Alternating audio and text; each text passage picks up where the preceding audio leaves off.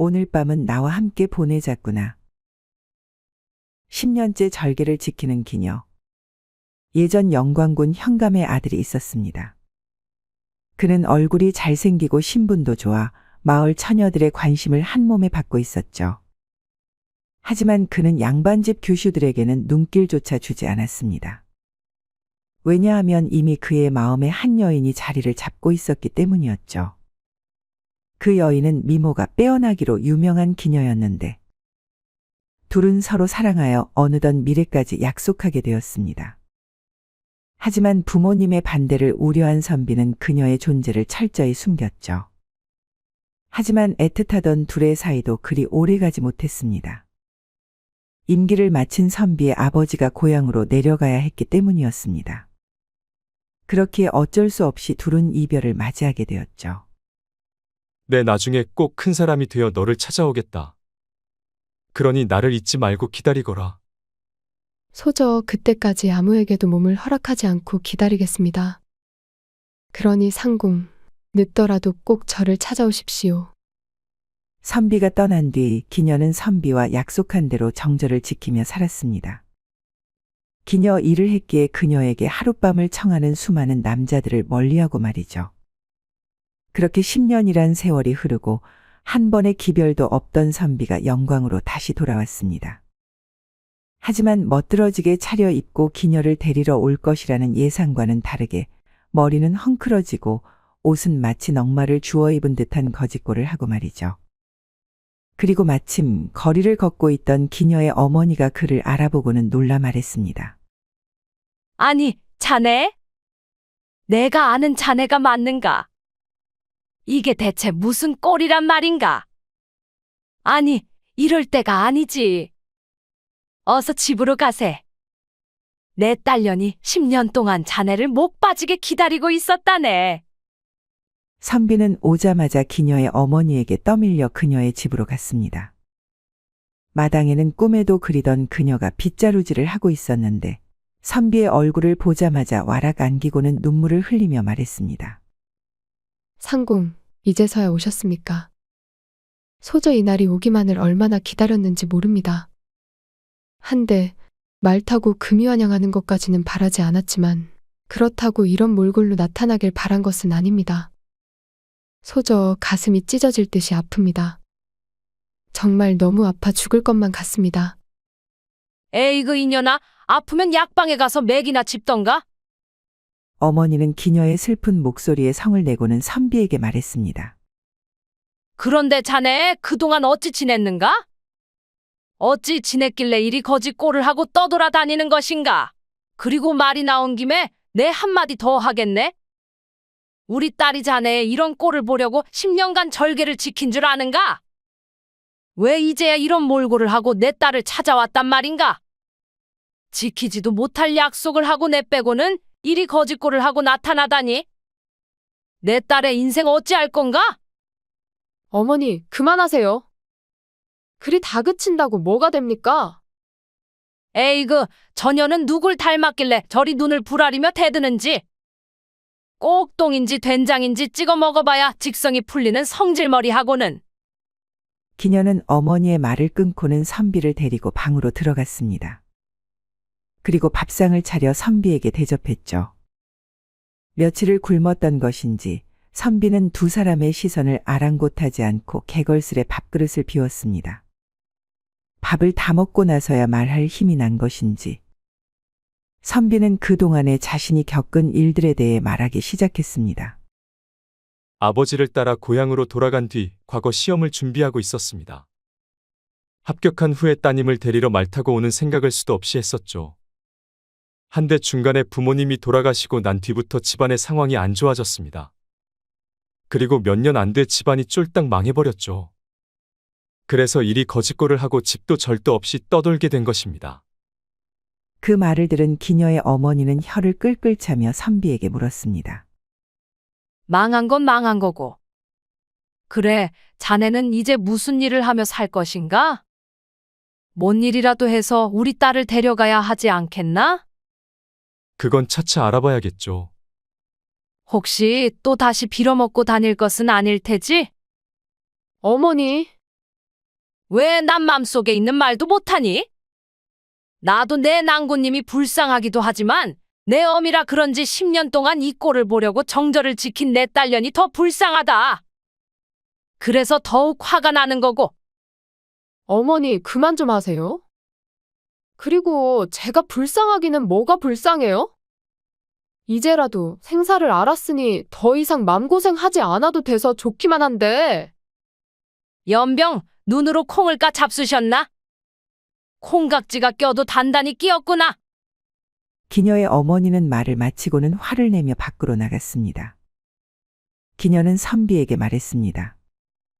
낭구님, 이따 밤에 관청에 큰 잔치가 있습니다. 제가 그곳에서 술시중을 들기로 하였는데 저를 따라 가심이 어떠한지요? 그곳에 가면 맛있는 음식들을 먹을 수 있을 것입니다. 하지만 선비는 손사래를 치며 말했습니다. 이런 행색으로 어찌 그곳을 드나든단 말이오. 오히려 당신을 욕보이는 지신이 거절하겠소. 하지만 기녀는 제대로 음식을 먹지 못한 선비가 끝내 마음에 걸렸습니다. 그러면 하인들과 나란히 서 계시는 게 어떻겠습니까? 그리하면 누구 하나 눈치를 주지 않을 것입니다. 기녀는 한사코 거절하는 선비를 데리고는 관하로 들어갔습니다. 문지기들은 선비가 기녀를 모시는 하인인 줄 알고 들여보내 주었고, 선비는 기녀가 술시중을 드는 동안 하인들 틈에 서 있었죠. 선비가 자신들과 같은 처지인 줄 착각한 하인이 말했습니다. 저 많은 기녀들을 끼고 놀면 얼마나 좋을까요? 지는 밤새도록 할 수 있을 것 같은데요. 지 마누라하고 한 시즌도 못하는 놈이 뚫린 입이라고 막 씨부리는구먼. 뭐요? 지가 하는 거 봤나요? 봤어요? 어느덧 잔치가 막바지에 다다랐을 즈음 술에 거나하게 취한 현감이 옆에 앉은 기녀에게 말했습니다. 어때? 그동안 생각 좀 해봤느냐? 내 하룻밤 수청을 들면 너를 첩으로 삼겠다는 제안 말이다. 그리하면 내 평생 편히 지낼 수 있을 것이다. 현감님도 잘 알고 계시지 않습니까? 저에게는 미래를 약속한 사람이 있다는 것을 말입니다. 10년 전에 그놈 말이냐? 넌 아직도 그 말을 믿고 이리 시간을 낭비하고 있구나. 됐다. 오지도 않을 그놈은 있고 오늘 밤은 나와 함께 밤새도록 놀아보자꾸나. 싫습니다. 싫어? 아니 인연이 그동안 오냐오냐 해줬더니 지주제를 망각하고 어찌 이 고을 현감에게 기어오르려는 것이냐? 현감은 기녀의 손목을 잡았습니다. 기녀는 잡은 손을 뿌리치려 하였지만 힘이 센 사내의 손아귀 힘을 당해낼 수 없었죠. 그리하더니 현감은 기녀를 자신의 쪽으로 당겨와라 가놨습니다. 기녀는 어떻게든 빠져나가려고 발버둥쳤고 그러다가 그만 옆에 있던 술을 엎고 말았죠. 내년이 이 술이 얼마나 귀한 것인 줄 아느냐? 내년이 한 달 동안 일해도 한 잔의 값도 못 치르는 귀한 술이란 말이다. 현감은 그리 말하면서 기녀의 뺨을 때렸습니다. 그러고는 엎어져 있는 그녀를 향해 발길질을 했죠. 얼굴이 이뻐서 그동안 내 참아줬더니 이리 기고만장해졌구나. 이 몹쓸 영 같으니라고. 여봐라. 내 나으리. 인연을 데려가 세신시키고는 방에 데려다 놓도록 하거라. 내 오늘 꼭 일을 치르고야 말겠다. 현감의 명령에 하인 둘이 와서 기녀를 데리고 가려던 찰나. 어허, 세상이 마치 자기 것인 것 마냥 미쳐 날뛰는 자가 여기 있구나. 세상에 없어져야 할 버러지 같은 놈. 아니지. 너 같은 놈이 있으니 나 같은 놈도 먹고 사는 것이려나? 거짓골을 한 선비가 앞에 나타나 뒷짐을 지고는 말했습니다. 그 장면을 본 현감은 어이가 없어 눈을 동그랗게 뜨고는 말했죠. 내가 술을 너무 마셨나? 이제 하다하다 거지 놈까지 나를 훈계하는 헛것을 보니 말이야. 이보게나 내 앞에 있는 거지 놈이 진짜가 맞는가? 헛개비 아닌가? 어이없어 하는 현감에게 옆에 있던 하인이 말했습니다. 나으리, 송구스럽지만 살아있는 거지 새끼가 맞습니다. 그 말을 듣고 있던 선비가 기가 막힌 듯 말했습니다. 거지 새끼라니? 이 어사님한테 거지 새끼라니? 보아하니 작은 입이 불만이어서 나한테 입 좀 찢어달라고 하는 말이렸다? 순간 장내가 얼어붙었습니다. 선비는 품에서 마패를 꺼내 들고는 말했습니다. 암행어사 출두야. 말이 끝나자마자 밖에서 한 무리의 사내들이 나타나 주의를 에워쌌습니다. 너희 아전놈들의 농단으로 피폐함이 극에 달하였도다. 공궁하고 병들어 도탄에 빠진 백성들의 원망을 귀로 틀어막고 이리 술판을 벌이고 있으니 하늘이 무섭지도 않느냐? 여봐라. 네! 신문은 이따 진행할 테니 눈앞에 보이는 이 자들을 포승줄에 묶어 당장 데리고 나가거라. 어사는 그리 말하고는 놀라서 눈을 동그랗게 뜨고 있던 기녀에게 다가갔습니다. 많이 기다렸느냐? 고생 많았다. 어찌 저까지 감쪽같이 속이신답니까? 제가 난구님을 얼마나 걱정했는지 압니까? 미안하다. 미안해. 기녀는 울음을 터뜨리며 어사의 품에 안겼습니다. 그날 밤 어사는 차비를 불러 기녀를 방에 들이라 하였습니다. 차비의 부름에 기녀는 기쁜 마음으로 어사의 방으로 향했죠. 그러자 기뻐하며 수청을 들러 들어간 그녀를 본 다른 기녀들이 말했습니다. 아이고 전현, 저거 완전 내숭이었어. 못생긴 나리들이 수청 들라 할 때는 수절 어쩌고 저쩌고 하더니만 젊고 잘생긴 어사가오니 언제 그랬냐는 듯이 기쁜 표정으로 들어가는 거 봐. 왜? 질투나시오. 언니도 마찬가지일 거요. 언니라고 안 그러겠수? 나라도 저리 잘생긴 나리가 수청 들라고 하면 하루, 아니 평생을 수청만 들고 살겠구만요? 그러니 너무 뭐라 하지 마셔요. 밖에서 이런저런 얘기가 오가는 줄도 모르고 두 사람은 10년 동안 못 나누었던 사랑을 밤새도록 나누었습니다. 새벽 닭이 우는 것도 모르고 말이죠. 어찌 본능을 거스르려 하느냐. 산에서 주워온 호랑이 새끼. 옛날 원주의 한 노승이 산에서 새끼 호랑이를 발견했습니다. 노승은 어미 호랑이가 나타날까봐 놀라 몸을 숨기고는 동태를 살폈는데 어디에도 어미 호랑이의 모습이 보이지 않았죠. 아무래도 야생에서 제대로 적응하지 못하는 약한 새끼를 버리고 간 듯하였습니다. 너는 사람을 해치는 호랑이의 새끼가 아니냐? 불쌍해서 거둔다면 나중에 사람을 잡아먹을 테니 모른 척 해야 하지만 나는 부처님의 가르침을 행하는 자. 아무리 사람에게 해로운 금수라도 이대로 두고 갈 수가 없구나. 노승은 버려진 호랑이 새끼를 데리고 절로 돌아갔습니다. 주지스님은 호랑이 새끼를 데리고 온 노승을 보고는 나무라며 말했죠. 어찌하여 생명을 해치는 짐승을 데리고 왔단 말이냐? 부처님의 가르침을 행하는 자로서 버려진 이 가여운 짐승을 놔두고 올 수 없었습니다. 그리고 필시 이곳에서 지내다 보면 제 본성을 잊고 온순하게 지낼 수 있을지도 모릅니다. 진정 본성을 억누를 수 있다고 생각하느냐? 부처님을 섬기는 우리를 보거라. 매일같이 명상과 정진을 해도 불쑥불쑥 튀어나오는 번뇌의 마음이 심란할 때가 있는데 한낱 미물에 불과한 저 짐승이 그게 가능할 것이라 믿는 것이냐? 주지스님의 말에 노승은 어떠한 대답도 하지 못했습니다. 주지스님은 몹시 노여워했지만 그렇다고 해서 거둬들인 짐승을 다시 내다 버릴 수는 없었습니다. 그래서 노승에게 책임지고 잘 키우라고 당부할 수밖에 없었죠. 그 날부터 호랑이는 스님들과 함께 절에서 지냈습니다. 노승은 호랑이에게 얼룩백이라는 이름을 지어주고서 개들과 같은 우리에 넣어줬습니다. 처음에는 낯설어 피하던 개들도 어린 새끼라는 것을 알고 나니 몸을 핥아주면서 품에 안아주었죠. 그리고 시간이 지나자 얼룩배기는 개처럼 행동하기 시작했습니다. 마치 자신이 개라고 생각하는 듯했죠. 또한 날고기를 먹지 않고 다른 개들과 함께 밥을 먹었는데 그래서인지 호랑이 새끼라고 생각되지 않을 정도로 온순하고 착했습니다. 그 모습을 본 노승은 마음을 쓸어내렸습니다. 혹시라도 얼룩배기의 본성이 튀어나와 개들을 해친다면 여간 골치 아픈 게 아니었기 때문이었죠.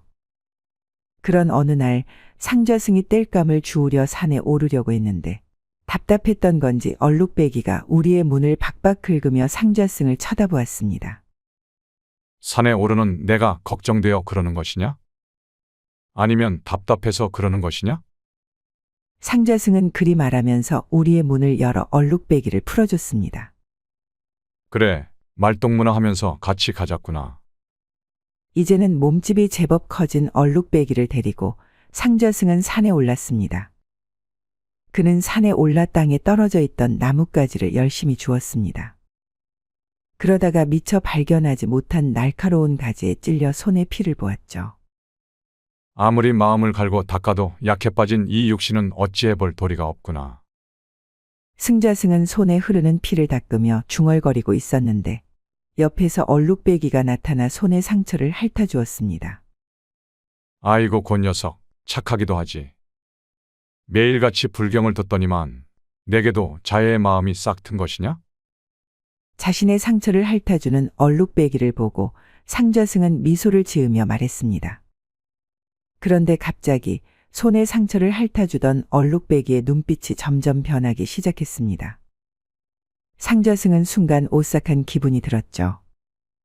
그래서 얼른 손을 빼려고 했는데 얼룩배기가 순간 상좌승의 손을 물어 뜯는 것이 아니겠습니까?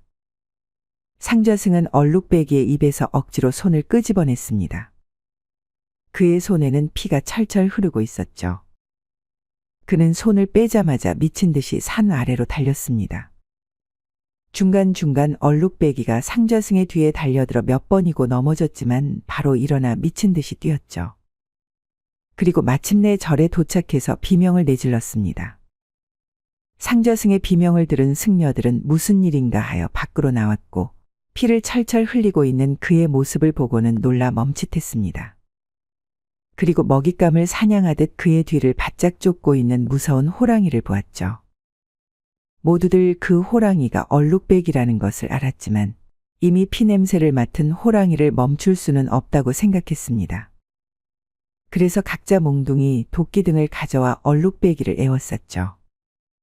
얼룩배기는 수많은 승려를 보자 순간 멈칫했습니다. 그러고는 슬슬 뒷걸음질 치더니 뒤로 돌아 산으로 도망쳤습니다. 이 소동을 지켜보고 있던 주지스님은 노승을 불러 환한 목소리로 말했습니다. 이 상황을 보거라. 이것이 내가 아무것도 모르는 금수에게 자비를 베푼 결과이니라. 산으로 도망치는 얼룩배기와 옆에서 피를 흘리고 있는 상좌승을 보며 노승은 아무런 말도 할 수 없었습니다.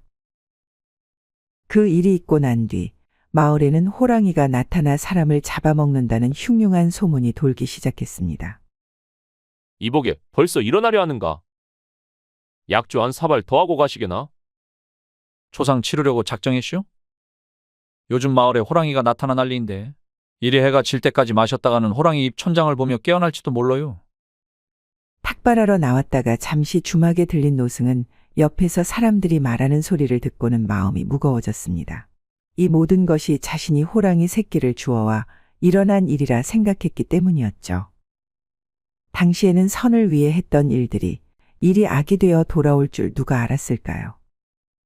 노승은 무거운 마음으로 자리에서 일어나 하룻밤 묵어갈 집을 찾기 시작했습니다.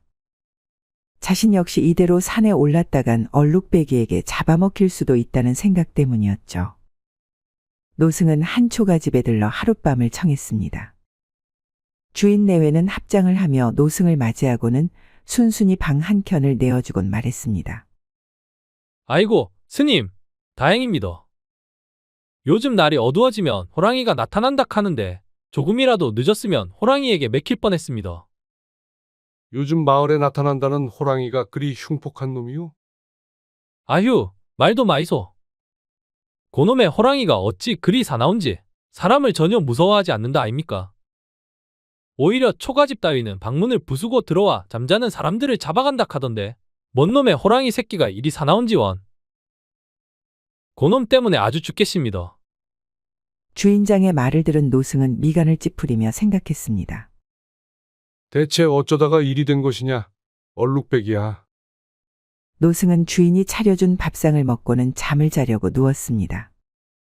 하지만 얼룩배기 생각에 쉽사리 잠을 이루지 못했죠. 한데 잠잠하던 바깥에서 무엇인가 부스럭거리는 소리가 들렸습니다. 주인 내외는 노승의 방으로 들어와 호랑이가 나타난 것 같다며 혹여라도 문을 부수고 들어오면 재빨리 도망가라고 스님에게 말했죠. 하지만 노승은 자신의 잘못으로 사람들이 죽어나가는 꼴을 더 이상 보고 있을 수 없었습니다. 그리하여 주인 내외가 말림에도 불구하고 방문을 열고 밖으로 나갔죠. 밖에는 생각했던 대로 집채만한 호랑이가 집으로 걸어오고 있었습니다. 노승은 호랑이를 보며 말했습니다. 얼룩배기 아니냐? 그 말을 듣자마자 호랑이는 신기하게도 노승에게 다가가 머리를 부비며 살갑게 굴기 시작했습니다. 본성이 깨어났다고는 하나 어린 시절 자신을 어미같이 돌보던 노승을 잊지 않았던 것이죠. 노승 역시 그런 얼룩배기의 등을 살며시 쓰다듬으며 말했습니다. 상자승을 물고 달아난 것은 내 잘못이기는 하나 나의 잘못이기도 하다.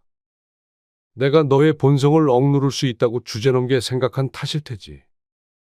내가 본성을 감추지 못하는 금수인 것을 안다. 물론 그렇다고 해도 너는 사람 손에서 길러지지 않았느냐?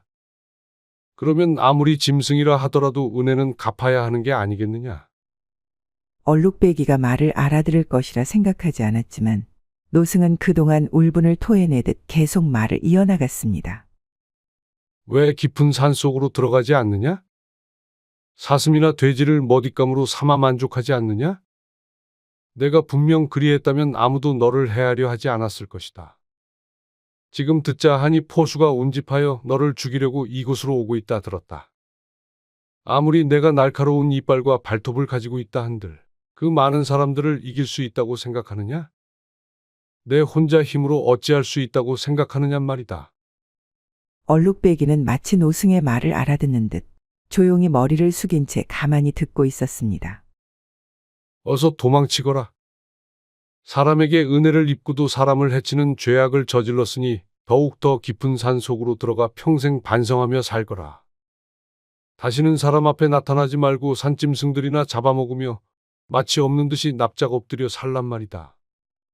이것이 내가 입은 은혜를 갚는 마지막 방법일 것이다.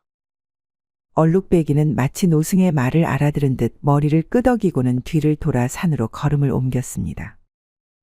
물론 중간중간 노승을 향해 뒤를 돌아보면서 말이죠.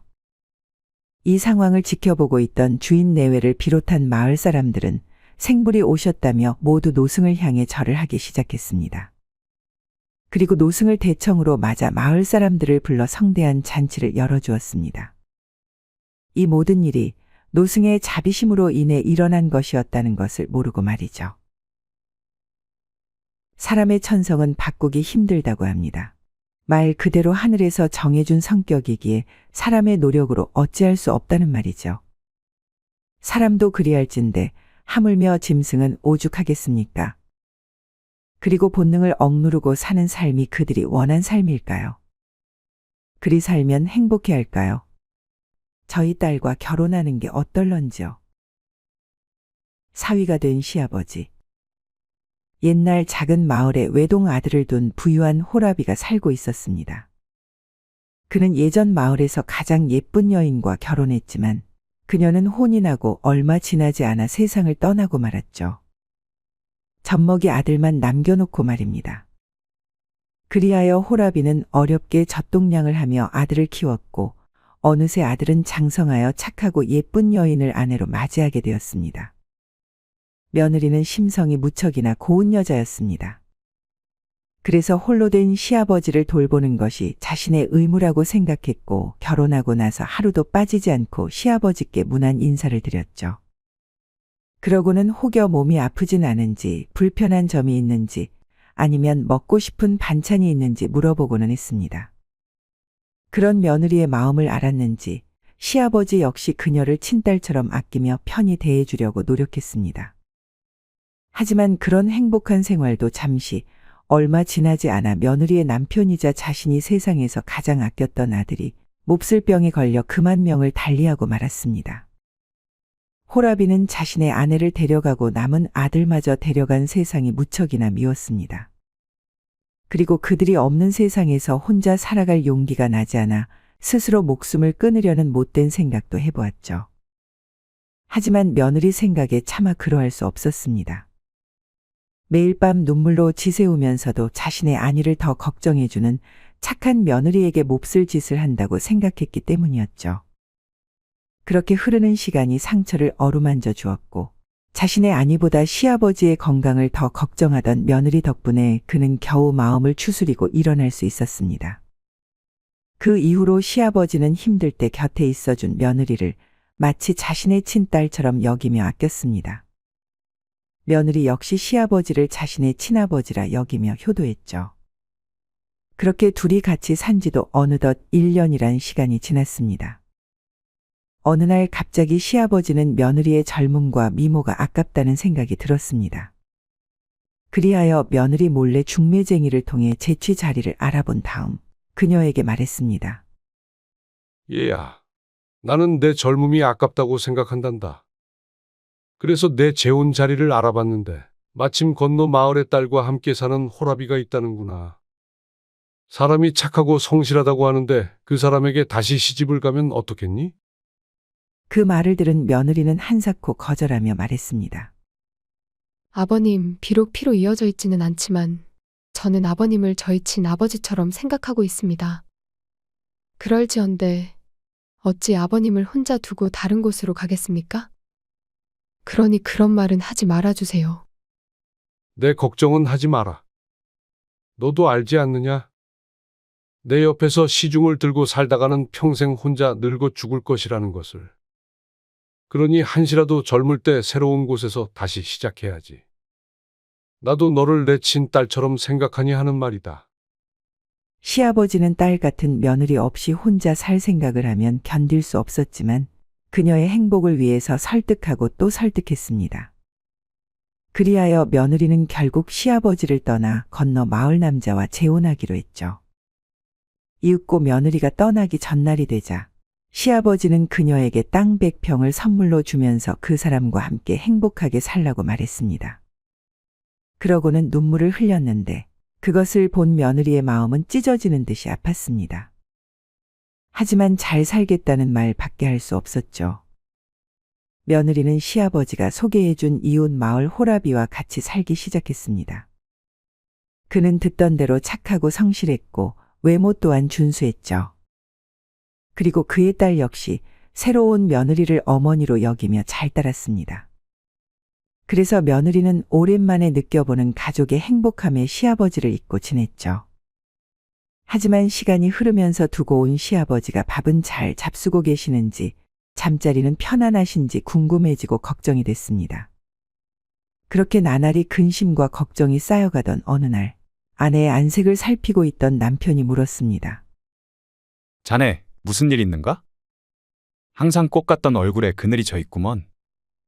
서방님, 사실 두고 온 시아버지가 걱정이 돼서 그럽니다. 혼자 사시는데 밥이나 잘 잡수고 계실지, 아픈 곳은 없는지 걱정이 돼서요. 거참, 얘기를 들으니 나도 가슴이 먹먹하구먼. 어서 빨리 좋은 짝을 찾아드려야 하는데 마땅한 사람이 없으니 이러지도 저러지도 못하겠구먼. 그러게요. 주위에 괜찮은 사람이 없으니 안타까울 따름이네요. 그녀는 시아버지께 좋은 인연을 만들어주고 싶었습니다. 하지만 마땅한 사람이 없어서 시간만 흘러갔고 그럴수록 걱정은 더욱 깊어져만 갔죠. 그러던 어느 날 산으로 나무를 캐러 가는 수양딸의 뒷모습을 보고는 문득 좋은 생각이 떠올랐다는 듯 남편에게 말했습니다. 서방님, 사실 우리 딸도 마땅한 혼처 자리가 나오지 않아 이미 혼기가 지났지 않습니까? 그러니 하는 말인데 우리 딸을 예전 저희 시아버지께 시집 보내면 어떨까 해서요. 뭐시여? 내 딸을? 네, 말도 안 되는 얘기라는 것을 압니다. 하지만 딸아이가 이미 혼기가 지났고 앞으로 좋은 혼처 자리가 나온다는 보장도 없지 않습니까? 그러니 이참에 예전 저희 시아버지께 시집을 보내는 것이 어떤가 하고 생각했습니다. 이 사람아, 말도 안 되는 소리 마소. 어찌 애지중지 키운 딸인데 그 알지도 못하는 노인에게 시집을 보낸단 말이오? 당신 의붓 어머니라고 그렇게 말하는 게요? 아닙니다. 만약 서방님이 그분을 직접 만나보았다면 그렇게 생각하진 않았을 겁니다. 그분의 어진 마음과 착한 성품은 며느리였던 제가 보장합니다. 그리고 일찍 결혼했기 때문에 저희 딸과 나이 차이도 얼마 나지 않고요. 거기다가 그분은 마을에서 제일 가는 부자랍니다. 그러니 딸 아이가 괜히 이상한 집에 가서 고생하는 것보다는 낫지 않을까요? 부인의 말에 남편은 한참을 고민하다가 말했습니다. 그리 생각한다면 내 당신을 믿고 딸에게 한번 물어보겠소. 남편은 딸을 불러 말했습니다. 사람은 모름지기 닷대가 있는 법. 때문에 혼기가 지났는데도 혼처 자리가 들어오지 않아 걱정인 것을 내 다 안다. 한데 마침 너에게 좋은 자리가 하나 생겨서 너의 의중을 알아보려 불렀다. 혼처 자리보다는 재취 자리라 해야 맞겠다만. 대신 인품이 훌륭하고 재물도 넉넉하다고 하는구나. 너는 어찌 생각하느냐? 그분은 어디 사는 누구인가요? 사실 그분은 내 새어머니의 시아버지 되시는 분이다. 네? 새어머니의 시아버지라고요? 그래, 내 새어머니의 말로는 인품도 훌륭하시고 외모도 준수, 재물도 넉넉하다고 하시는구나. 어떠하느냐? 좀 관심이 생기느냐? 딸은 처음에는 망설였지만 이미 혼기가 지난 나이고 더 이상 마땅한 혼처 자리도 나타나지 않는 처지라 아버지의 말을 따르기로 했습니다. 그리고 새어머니가 말한 어질고 착한 사람이라는 말도 결정에 큰 도움이 되었죠. 그 길로 며느리는 시아버지를 찾아갔습니다. 처음에 시아버지는 말도 안 되는 소리라며 한사코 거절했습니다. 하지만 며느리는 시아버지가 자신을 생각해 준 것과 같은 마음으로 자신도 당신을 걱정해 의붓딸과 재혼하기를 원한다고 말했죠. 그렇게 딸 같던 며느리의 끈질긴 설득에 결국 시아버지는 그녀의 수양딸과 재혼하기로 마음먹었습니다. 그리하여 시아버지가 사위가 되고 며느리가 장모가 되는 이 요상한 혼인은 마침내 이루어졌습니다. 신랑과 신부 둘은 처음 보는 모습에 서로 서먹서먹해했고 시아버지와 며느리의 입장이 바뀐 탓에 호칭에 관한 문제도 있었죠. 또한 주위에서 보는 시선도 좋지 못했습니다. 하지만 주위의 많은 우려에도 불구하고 두 사람은 혼인하여 행복한 가정 생활을 꾸려나갔습니다. 물론 며느리를 장모님이라 불러야 했지만 며느리와 시아버지가 서로 존칭을 써가며 예를 다하니 생각보다 큰 잡음 없이 결혼 생활을 순탄히 이어갈 수 있었죠. 그리하여 결국 시아버지와 결혼한 의붓딸은 아들, 딸 낳고 행복하게 잘 살았다고 합니다. 시아버지가 사위되고 며느리가 장모된 이야기는 혼인설화의 한 유형입니다. 이 설화에서 며느리와 시아버지의 재혼으로 두 사람의 위상이 완전히 바뀌게 된다는 것이 재미있는 점이죠. 확실히 예전 사람들의 절손에 대한 두려움, 그것이 이 파격적인 결혼을 이루어지게 한 요인이 아닌가 싶네요. 피부가 왜 이리 거친죠? 여우를 사랑한 효자. 옛날의 효성이 지극한 덕춘이란 총각이 늙은 어머니를 모시고 살고 있었습니다. 그의 집은 마을에서 떨어진 외딴 산 속에 자리 잡고 있었는데 그는 매일 아침 산에 올라가 나무를 해서 장에 내다 팔았고 그 돈으로 어머니를 봉양하며 살고 있었죠.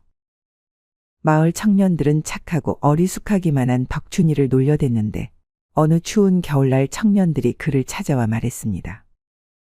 이 문디 자식, 언제까지 이렇게 살 끼가? 니도 빨리 결혼해 떡두꺼비 같은 아이를 딱 낳아가 옴니한테 안겨드려야 하지 않겠나? 지도 장가 가고 싶은 마음은 굴뚝 같지요. 하지만 이런 가난한 집에 누가 시집이 나온대요? 막 그럴 줄 알고 우리가 한 가지 꾀를 냈다 아이가. 그것이 길장가랍고 순번을 정의 길에서 마주치는 여인에게 장가를 가는 것이다. 어떠노? 덕춘이는 청년들이 말하는 길장가라는 것이 궁금했습니다. 그래서 그들을 따라 선앙고개라는 곳에 가기로 했죠. 선앙고개에 도착하자 덕춘이를 비롯한 청년들은 풀숲에 숨어 고개만 빼꼼 내밀고는 말했습니다. 첫 번째 지나가는 가시나는 내 거다. 침 발라놨다 아이가. 그러자 다른 청년이 말했습니다.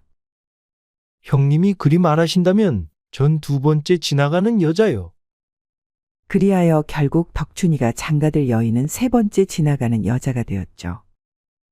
마을 청년들과 덕춘이는 선앙고개 근처에 숨어서 길 가는 여인들을 지켜보았습니다. 한데 첫 번째로 선앙고개를 넘는 여자는 할머니였습니다. 마, 재수도 억수로 없네. 어머니를 둘이나 모시고 살라는 말인가? 형님이라 불리는 청년은 쓴웃음을 지으며 고개를 절레절레 저었습니다. 두 번째로 고개를 넘은 사람은 조그마한 여자아이였는데 나이가 6살이나 7살쯤 되어 보였죠. 참나, 저는 부인이 아니라 딸이군요. 애 하나 더 키우게 생겼습니다.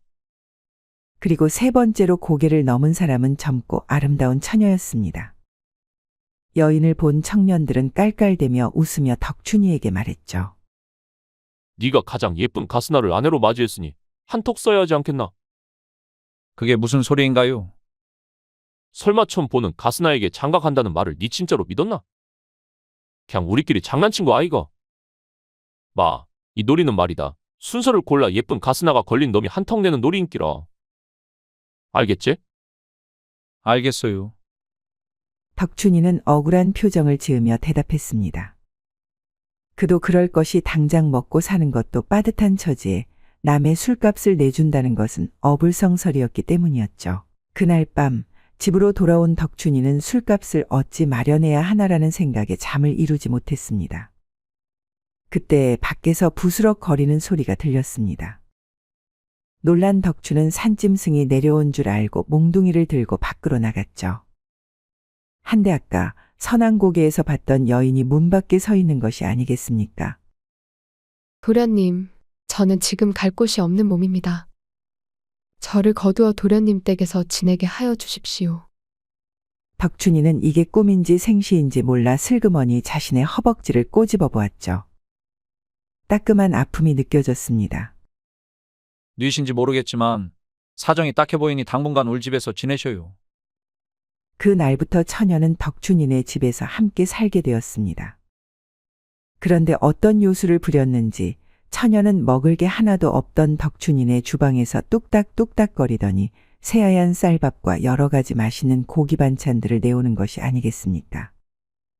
처음 보는 진수성찬의 덕춘이와 어머니는 놀라 처녀에게 물었습니다. 이것들은 다 어디서 났대요? 먹고 죽을래도 없던 집구석인데 설마 훔쳐온 건 아니겠죠? 그러자 처녀는 자신이 도망쳐 나올 때 가져온 돈으로 상을 차린 거라 말했습니다. 그것만이 아니었습니다. 처녀는 텅텅 비어있는 덕춘이네 빈 곳간을 하루 만에 곡식들로 가득 채워주었습니다. 그것을 덕춘이는 또 처녀에게 물어보았고 그녀는 역시나 갖고 있던 돈으로 곡식을 사서 채워놓은 것이라고 말했죠. 둘이 함께 산 지도 어느덧 일주일이 흘렀습니다.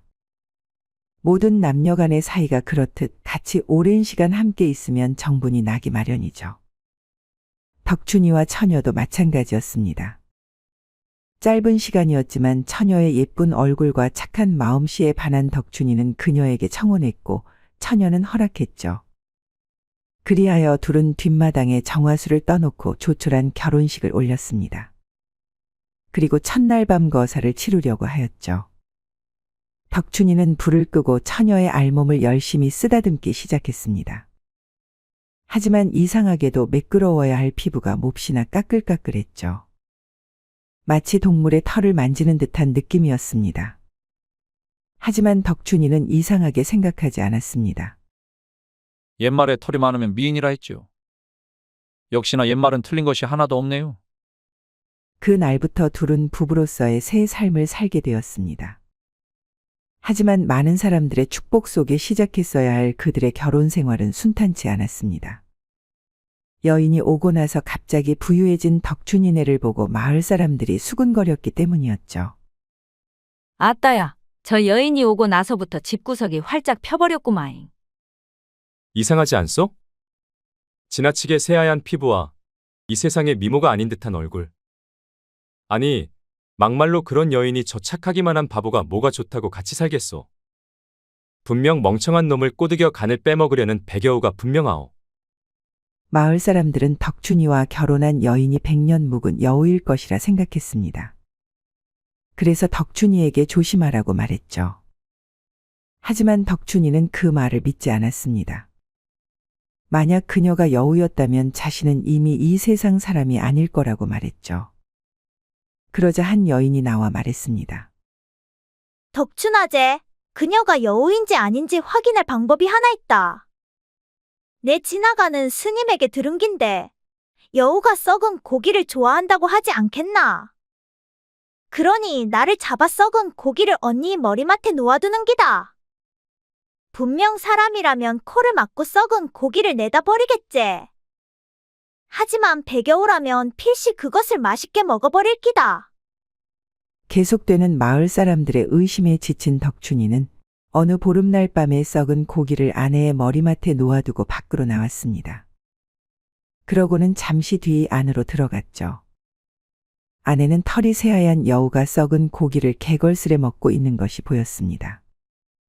그것을 본 덕춘은 매우 놀라 뒤로 자빠질 뻔했습니다. 그리고 그런 덕춘이의 모습을 본 여인은, 아니 여우는 말했습니다.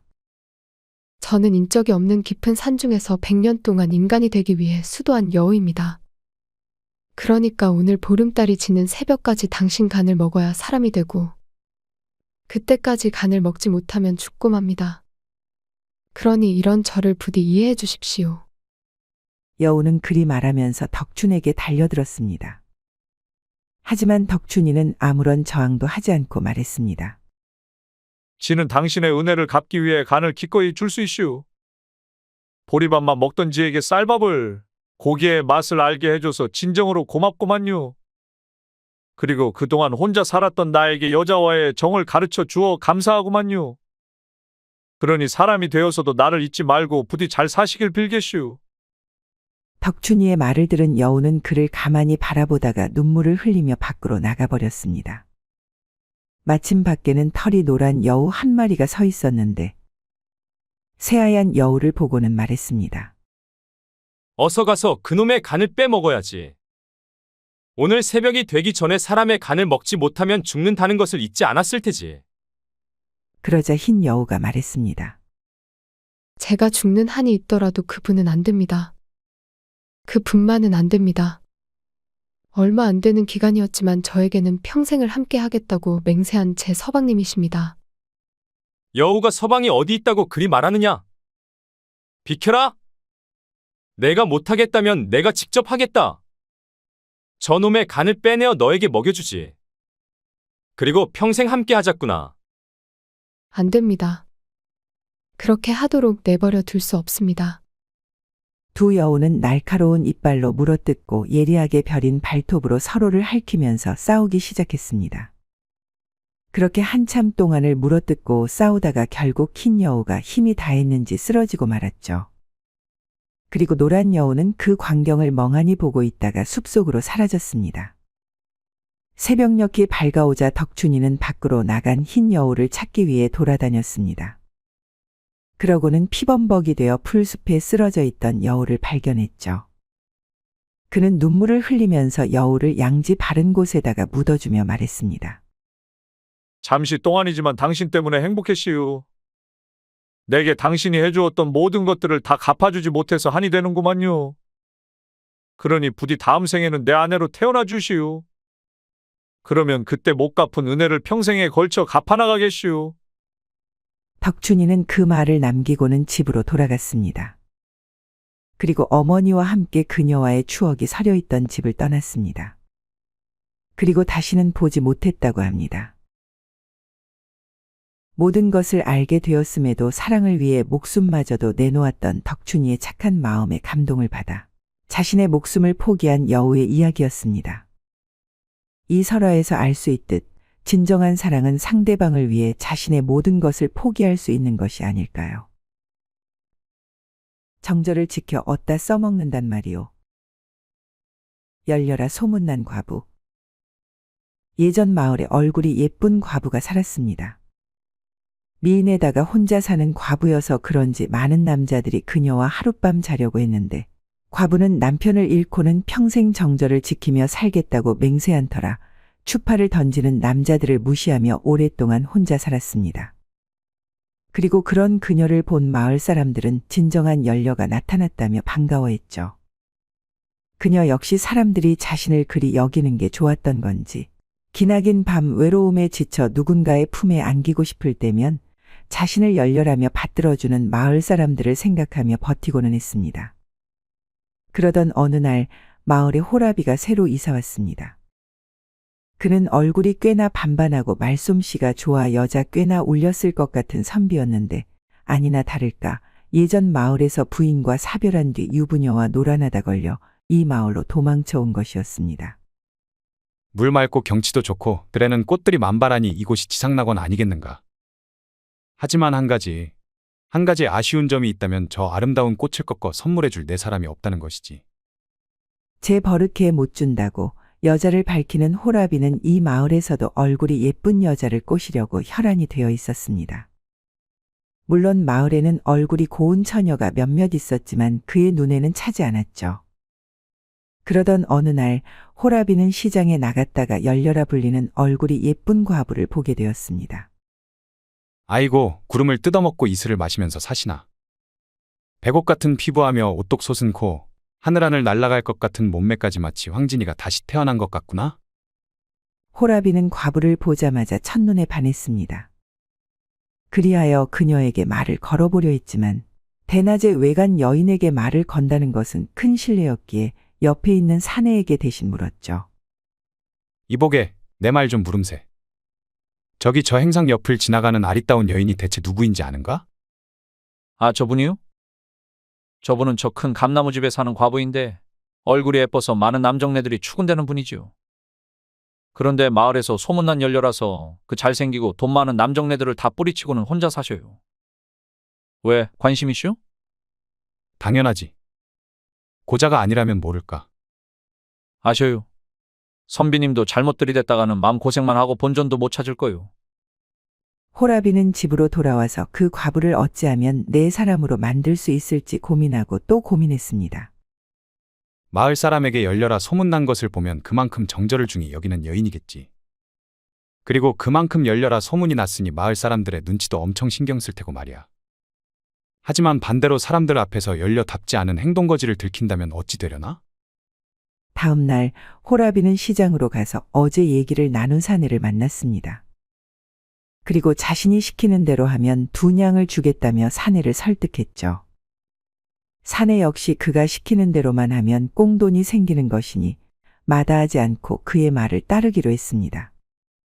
다음 날 해가 채 뜨지도 않은 이른 새벽, 청년은 과부의 집으로 가서 안방문에 대고 다짜고짜 큰 소리로 말했습니다. 과수댁, 오늘 급히 필요한 일이 생겨서 그러니 소 좀 빌려가겠슈. 그러자 집안에서 잠이 덜 깬 과부의 목소리가 들려왔습니다. 먼 새벽에 자다가 봉창 두드리는 소리냐? 나도 이따 밭갈러 나가야 하니 다음에 빌려가거라. 과부가 그리 말하자 청년은 잘 못 들은 척하고는 과부에게 말했죠. 마음도 참 넓으시구만요. 고마워요. 그럼 일 끝나자마자 잽싸게 다시 갖다 드릴게요. 그리고 청년은 외양간에 묶어놨던 소를 가지고 집을 나섰습니다. 거절했음에도 다짜고짜 소를 빌려간다는 청년의 말에 과부는 깜짝 놀라 밖으로 나갔습니다. 옷도 제대로 갖춰 입지 못하고 말이죠. 그러고는 자신의 소를 가지고 집을 나서는 청년의 옷소매를 부여잡고는 말했습니다. 아니 귓구멍에 못 박았느냐? 내 오늘 밭을 갈아야 한다고 말한 것을 듣지 못하였느냐? 아니, 나는 분명 과수댁이 가져가도 좋다고 말한 걸로 들으시오. 두 남녀가 옥신각신하는 것을 멀리서 지켜보고 있던 호라비는 순간 틈을 타 과부의 방으로 들어갔습니다. 그러고는 옷을 벗고 이불 속으로 들어가 누웠죠. 서로를 향한 막말과 고함이 오가면서 마을 사람들이 뭔 일인가 하여 하나 둘씩 모여들기 시작했습니다. 과부는 옷을 제대로 갖춰 입지 않아 부끄러울 만도 했지만 분노에 눈이 멀어 신경 쓰지 못했습니다. 아니, 아까는 빌려가도 된다면서요. 제가 옆집에 방귀 소리도 알아맞출 정도로 귀가 좋은 놈인디 어찌 잘못 들었다고 자꾸만 우기셔요? 이 상놈의 자식이 내 이 두 손으로 내 놈의 명주를 끊어주랴. 마을 사람들은 서로 자신이 맞다고 말하는 두 사람의 싸움을 재미있게 바라보고 있었습니다. 예나 지금이나 가장 재미있는 것은 싸움 구경과 불 구경이라는 말이 있을 정도였으니까요. 그때였습니다. 갑자기 과부집의 방문이 열리더니 속옷만 입은 호라비가 밖으로 나왔습니다. 그러고는 사내에게 고래고래 고함을 치는 것이 아니겠습니까? 이놈이 보자 하니까 어찌 뚫린 입이라고 거짓말을 늘어놓느냐? 분명 내 옆에서 똑똑히 들었다. 오늘 밭갈러 가야 하니까 나중에 빌려가라고. 옆에서 그 말을 듣고 있던 내가 증인이다, 이놈아. 과부의 방에서 갑자기 나타난 호라비를 본 사람들은 경악을 금치 못했습니다. 아니, 평생 절개를 지키며 산다 카더만 어찌 남자를 끌어들였노? 완전 내숭아이가. 얌전한 고양이 부뚜막에 먼저 올라간다고 부뚜막이 아니라 남자를 올라탔네. 올라탔어. 마을 사람들은 호라비와 과부를 번갈아 보며 수군거렸습니다.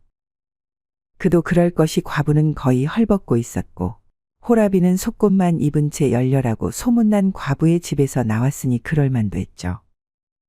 과부는 순간 리시길래 제 방에서 나오시는 겁니까?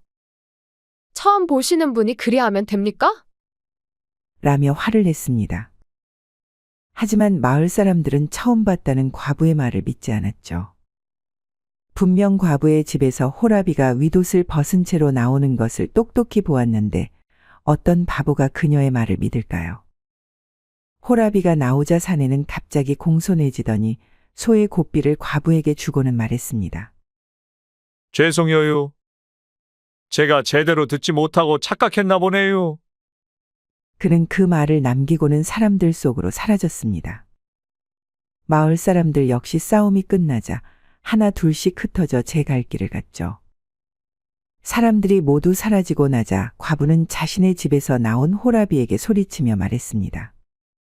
대체 누구시길래 이런 개짓을 했어가지고 저를 마을의 몹쓸 년으로 만듭니까? 이보시오. 진정하고 내 말을 들어보시오. 분명 처음에는 절개를 지키는 자신의 모습이 좋았고 그런 자신을 존경하는 마을 사람들이 좋았겠지. 근데 보시오. 별것 아닌 오해로도 이리 쉽게 돌아서는 게 사람이고 인간이요. 그런데 왜 그들의 존경 어린 눈빛을 보려고 이리 힘들게 살았냔 말이오. 왜 남들 눈치 보느라 외로운 밤 허벅지를 찔러가며 그리 참고 지냈냔 말이오. 그러니 이제부터는 남 신경 쓰지 말고 자신의 행복을 위해 사는 게 어떻겠소? 호라비의 달변에 과부는 잠시 생각에 잠겼습니다. 그러고는 이내 결심한 듯 말을 꺼냈죠. 그러면 좋습니다. 이미 마을에는 환양년이라 소문났을 테고 더 이상 지켜야 할 정절도 없으니 이제는 제 행복을 찾아 살아가겠습니다. 대신 이 모든 일의 원흉인 당신이 저를 평생 책임져야 할 것입니다. 그러니 오늘부터 저희 집에서 먹고 자고 하면서 같이 지내시지요. 그리고 밤일도 저와 같이 하셔야 할 겁니다. 내 그 말을 기다렸소. 그래, 이제야 말이 통하는구려. 그럽시다. 오늘부터 그리 합시다. 그 날부터 두 사람은 같은 집에서 함께 살게 되었습니다. 물론 마을 사람들이 그들을 보며 수군거렸지만 두 사람은 신경 쓰지 않았죠. 더 이상 남 신경 쓰며 살지 않고 자신들의 행복을 위해서만 살기로 마음먹었기에 가능한 일이었습니다. 저희 집에 같이 가시죠. 거상이 사랑한 기생. 예전 평양에 모란이란 기생이 살았습니다. 그녀는 제주와 미모가 출중하여 그녀를 한 번이라도 본 남자들은 정신을 못 차리고 가니고 쓸개고 다 빼줄 듯이 굴었고 모라는 그런 남자들에게 비싼 장신구나 예쁜 비단옷 등을 받아 사치스럽게 살고 있었죠. 그러던 어느 날 전국을 돌아다니며 장사를 하는 이 씨라는 사람이 모란이 사는 마을에 들어왔습니다. 그는 평양에서 한양으로 내다 팔 물건을 살피러 온 것이었는데 하필 모란이 사는 곳 옆에 있는 주막에 머물게 되었죠. 그리하여 모란은 일하러 가다가 주막에서 혼자 술을 마시고 있는 이 씨를 보게 되었습니다. 입은 옷을 보니 귀한 집 아들이거나 돈 좀 만지는 장사치 같은데 한번 들이대 볼까나? 모라는 이 씨가 돈이 많은 사람이라는 것을 눈치챘습니다. 그리하여 다음 날 수수한 옷차림으로 주막으로 들어가 국밥 한 그릇을 시켰죠. 하지만 아무리 수수하게 입었다고는 하나 그녀의 뛰어난 외모는 감출 수 없었고 마침 주막에서 밥을 먹고 있던 이 씨는 그녀를 보고 한눈에 반해버렸습니다. 아니, 전국을 돌아다녀 봤지만 저런 미인은 처음 보는구나. 보기만 했는데도 내 심장이 이리 두근두근 거리니 어찌할 바를 모르겠구나. 이 씨는 두근거리는 가슴을 진정시키고는 조심스레 그녀에게 다가가 말을 건넸습니다. 소저, 저는 전국을 돌아다니면서 물건을 파는 거상 이아무개라고 합니다. 일이 있어 이 주막에 며칠째 머물고 있는데 매일같이 혼자 밥을 먹다 보니 말하는 법도 잊어버릴 뻔했지 뭡니까. 한데 저와 마찬가지로 홀로 밥을 먹고 있는 소저를 보고 너무 반가워서 한달음에 오게 되었습니다. 괜찮으시다면 소저의 옆에 앉아 말동무나하며 수저를 떠도 되겠습니까? 괜찮고 말고요. 잘생긴 선비님은 언제든 환영이랍니다. 이윽고 국밥이 나오고 모라는 이것도 인연인데 이 씨에게 술 한 잔 대접하겠다고 말한 뒤 주모에게 술상을 내오라고 말했습니다. 그리고 둘은 같이 술잔을 기울이며 이런저런 얘기를 나누었죠. 전국을 돌아다니시려면 보통 체력으로는 어림도 없겠습니다. 어쩐지 무거운 짐을 지고 다녀서 그런지 체격이 아주 다부져 보이세요. 물론이죠. 매일같이 험한 산길을 걸어야 하니 체력은 기본 중에 기본이지요. 그러게요. 다리도 아주 튼실해 보이십니다. 밤일은 아주 잘하시겠어요. 이 씨는 갑작스런 모란의 말에 이게 웬 떡이냐라고 생각하고는 말을 이어나갔습니다. 말해 뭐합니까? 그쪽 체력은 아주 자신이 있지요. 오죽하면 제 별명이 한양 병강세였겠습니까? 설마요. 처음 보는 사이라고 그리 거짓을 고하시면 소저 실망합니다. 아니, 속고만 살았습니까? 믿어지지 않아서 그러지요. 그런데 상을 보니 거짓을 말하는 것 같지는 않은데. 그럼 한번 확인해봐도 되겠습니까? 저희 집은 바로 지척에 있답니다. 거듭 교태스런 말로 유혹하는 모란에 이 씨는 정신을 차릴 수가 없었습니다. 그래서 주막에서 나와 그녀를 따라 집으로 갔죠. 방에 들어가니 휘황찬란한 장신구들과 형형색색의 비단옷들이 눈에 들어왔습니다. 제가 이렇게 반짝반짝 빛나는 귀한 것들을 좋아한답니다. 그러니 오늘도 이리 귀한 선비님을 저희 집으로 모셔온 것이 아니겠습니까? 말을 마치자마자 모라는 옷을 벗었습니다. 찰랑거리는 검은 머리는 백옥같이 흰 피부와 어우러져 한 폭의 동양화 같았습니다. 또한 몸매는 어찌 그리 좋은지 마치 솜씨 좋은 장인이 빚어낸 도자기 같았죠. 이 씨는 모란의 모습을 한참 동안 바라보다가 자신도 옷을 벗고는 그녀를 힘껏 안았습니다. 그리고 둘은 하나가 되어 밤이 새도록 운우지정을 나누었죠. 며칠 후 이 씨는 숙소를 아예 모란의 거처로 옮겼습니다. 모란의 여종은 매 끼니마다 진수성찬에 버금가는 음식들을 마련하여 이 씨의 입을 즐겁게 하였는데 낮에는 음식들 때문에 행복했고 밤에는 모란이 때문에 행복하니 지상 낙원이 따로 없다는 생각이 들 정도였죠. 한데 하루는 여느 때와 같이 이 씨가 모란을 안으려고 하자 그녀는 완강히 거부하며 침울한 표정을 지었습니다. 그 표정을 본 이 씨가 물었죠. 갑자기 왜 이러는 것이오? 무슨 걱정이라도 있어? 서방님, 그런 것이 아니오라. 아무개 나으리가 제가 아는 여인에게 금비녀와 비단옷을 사주었지 뭡니까? 오늘 그 여인의 집에 가서 비녀와 비단옷을 보는데 어찌 그리 곱던지. 그 영롱한 빛이 잊혀지지 않아 정신이 사나워 그랬습니다. 이 사람아, 그런 일이 있다면 바로 나에게 달려와 말했어야지. 내 나름 한양에서 유명한 거상인데 당신이 원하는 것은 다 사줄 수 있을 정도의 재력은 돼요. 그러자 모란이 말했습니다. 서방님, 소저 당신과 함께 살고 있는데 어찌 그런 헛된 돈을 함부로 쓰게 하겠습니까? 그러자 이 씨가 노하여 말했죠. 어찌 헛된 돈이라 생각하시오. 자네에게 쓰는 것은 헛된 것이 하나도 없소이다. 당신을 사모하는 나의 마음까지 말이오. 서방님, 어찌 그리 감동적인 말을 하십니까? 이 모란, 너무 감동하여 눈물이 소매가락을 적시겠습니다. 모라는 그리 말하더니 이 씨에게 와락 안겼고 둘은 또 한 몸이 되어 뜨거운 밤을 보냈습니다. 그렇게 며칠이 흐르고 모란의 집은 금비녀와 옷가락지를 비롯하여 비단옷과 꽃신, 본접시와 연지첩 등의 다양한 물건들로 집안이 가득 찼습니다. 물론 이것들은 모두 이 씨가 사준 선물들이었죠. 어느 날 하루는 장사꾼이 모란의 집을 찾아왔습니다. 그는 짐 보따리에서 아름다운 구름무늬 비단을 내놓았는데 이 씨는 모란에게 그 비단을 사주려고 하였죠.